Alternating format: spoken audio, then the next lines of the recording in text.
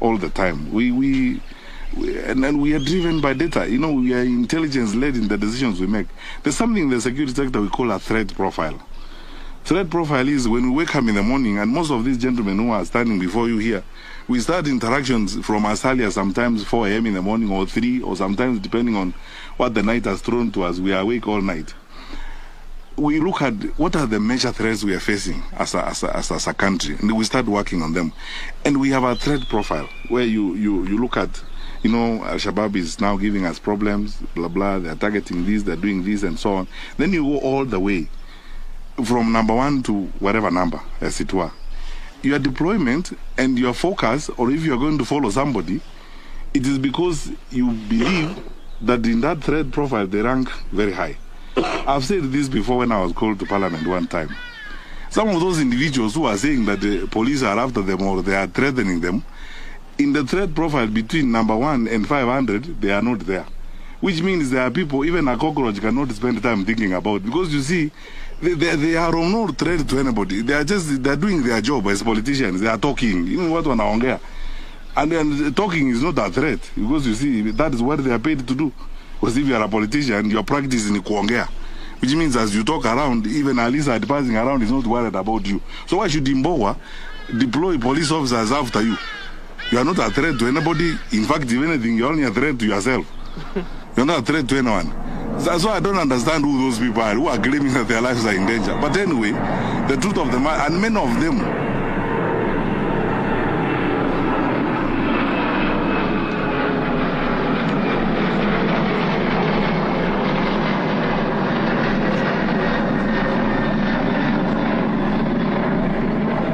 sorry about that. I hope we'll finish before another plane.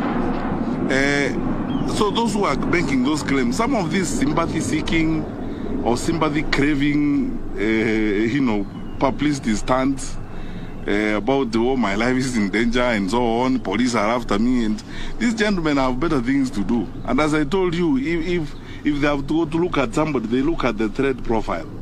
Where do you feature? If between number 1 and 600, you don't feature, why would a senior police officer spend time on you, honestly, and deploy police to look after you? You are not a threat to anybody. You are not a threat to anybody. If anything, you are a threat to yourself. So why would we now say you put police officers behind you and so on? So people keep making all these silly claims around. But anyway, anytime anybody has come up and said, I have a problem, and genuinely there is a problem, the Inspector General has always deployed. In fact, even this morning I was meeting some observers who were asking me, there are political leaders who are saying they need more security. Anyone who has walked up to the Inspector General Police or any of his structures and requested for additional security will get it. And let me repeat it here again today.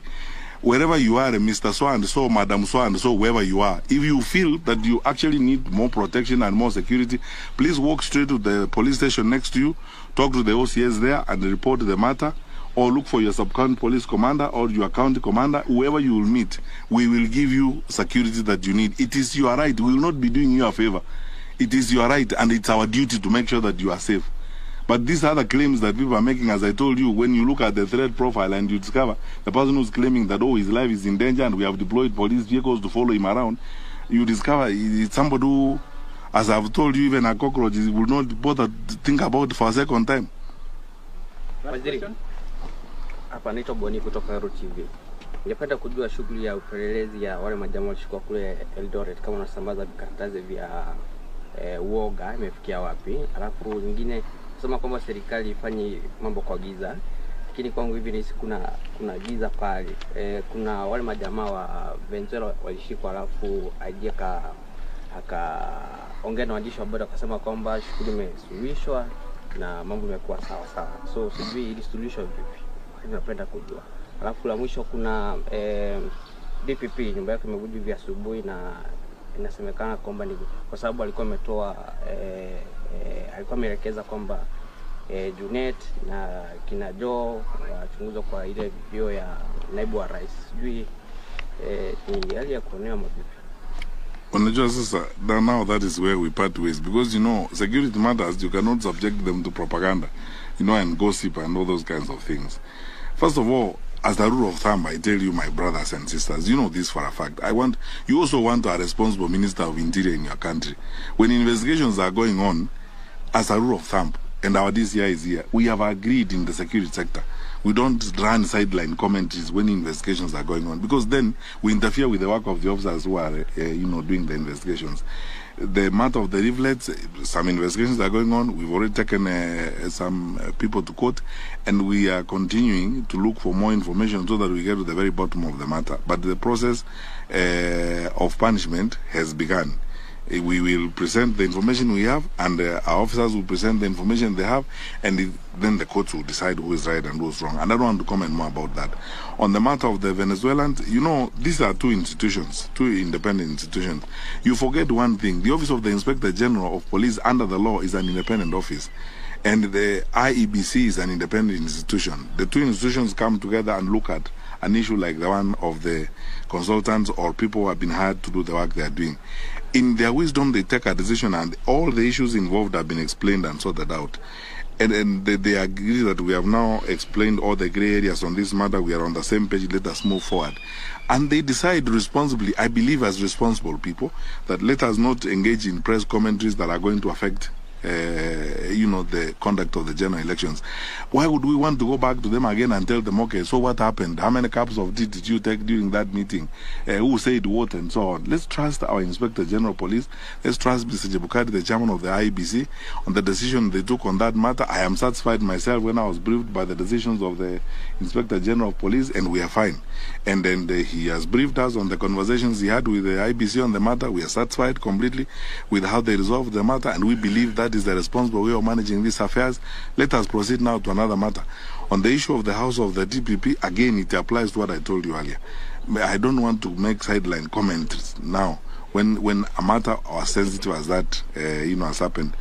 Now, you already have jumped to conclusions before investigations are done. Now, my brother, if we go that way, we will hurt ourselves.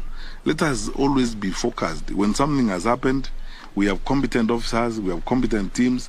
They come up, they investigate the matter, wanachunguza, wanatafuta ukweli mahali huko. Kama kuna ushahidi wa kutosha, mambo fulani yamefanyika, wahusika wanapatikana, alafu wanapelekwa kotini. Tunataka kufuata sheria na tunataka kuishi kisheria vile tunatakiwa kuishi. Sawa? One last question perhaps. Oh. Wanawaziri, I'm Bruhan Makom from Central Lake. You're on record telling chiefs that they must follow the direction that the president has given. And you've also been publicly campaigning for Odinga. Don't you think, as a high-ranking official, don't you think this amounts to pressuring officials to pick a side? No, I will explain. And those are two different issues. And thank you for asking me the question. Number one, and I repeat it again, in a society of our kind, and all societies around the world, leadership is organized in the manner in which our leadership is organized. Can you imagine a case where the president says one thing and the minister says another and the inspector general says another? We don't want chaos in our society. In the security sector, when it comes to policy and implementation of government policy, we queue behind the president. That's what I've told chiefs. If the president says 100% transition from primary to secondary, and I want every child in school, how can you not do it in your location when you are a chief and the president has said that? If the president has committed himself, even at the UN, on goals that we must meet on this FGM thing, how can you tell me as a chief that you're not going to go around the villages to fight FGM? Because that is what the president has said, and that is what national government has committed itself to. So this is what we must do, and I will repeat it again.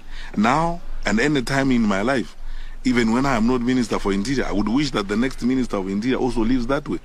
Organizes the national government infrastructure to queue behind the president and national policy. That is how we manage the country. Because imagine a case where the president says, we are going to work with the Ministry of Education to fight examination cheating. Then tomorrow the chiefs say, no, we are not going to do that kind of thing. What kind of country are you going to have?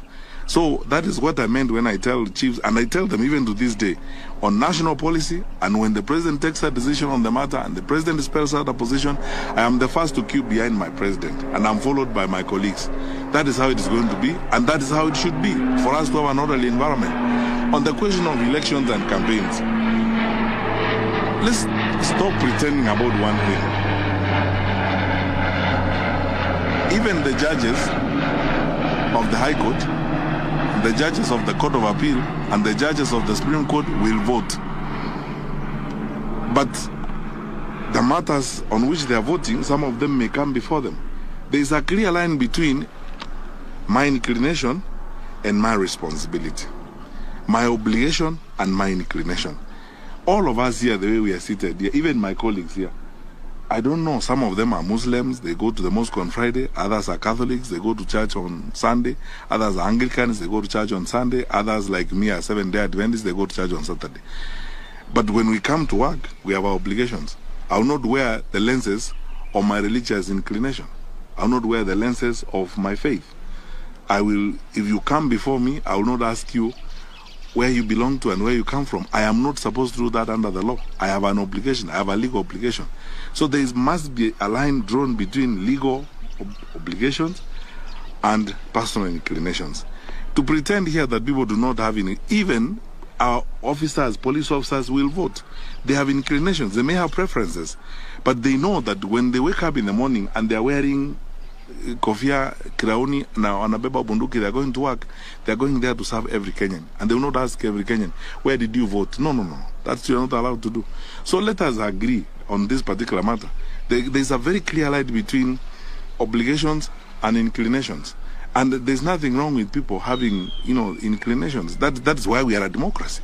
That people have opinions, they have preferences, and no one forces anyone to. You don't have to agree with me. You don't have to agree with. I don't have to agree with you. But I can express myself and say, as far as I'm concerned, I think this is the way we should go. That's my opinion.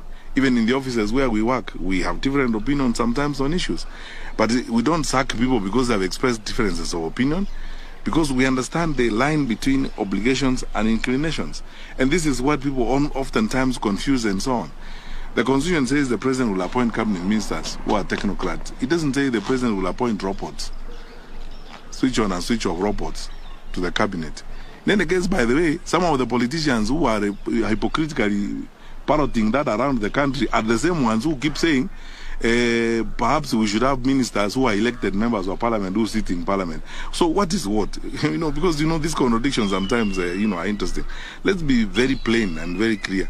I will not lie to you. I have inclinations and I have preferences, but I'll also be very sincere with you. I will deliver on my constitutional obligations without fear or favor. And when it comes to that, I will remove my inclinations and serve every Kenyan as I'm supposed to serve. And I've done that before. And everyone else who's serious has done that before. But let's stop these excuses, saying, oh, you have expressed preferences and so on. We express preferences all the time. That's why you are dressed in jeans and I'm dressed in suits. I mean, that's a different way of looking at things. Thank you. Thank you, Ben. Thank you.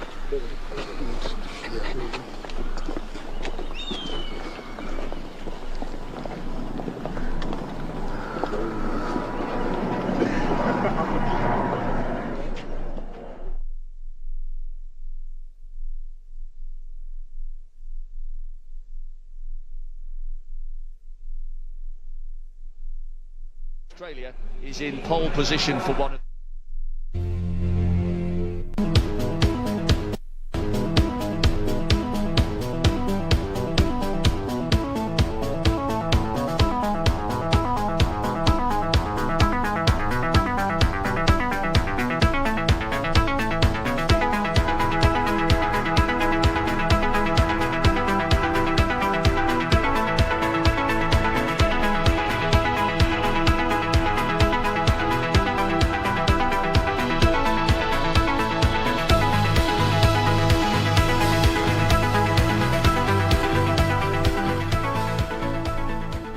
event at those World Championships a couple of weeks ago, but Tapper there on the dip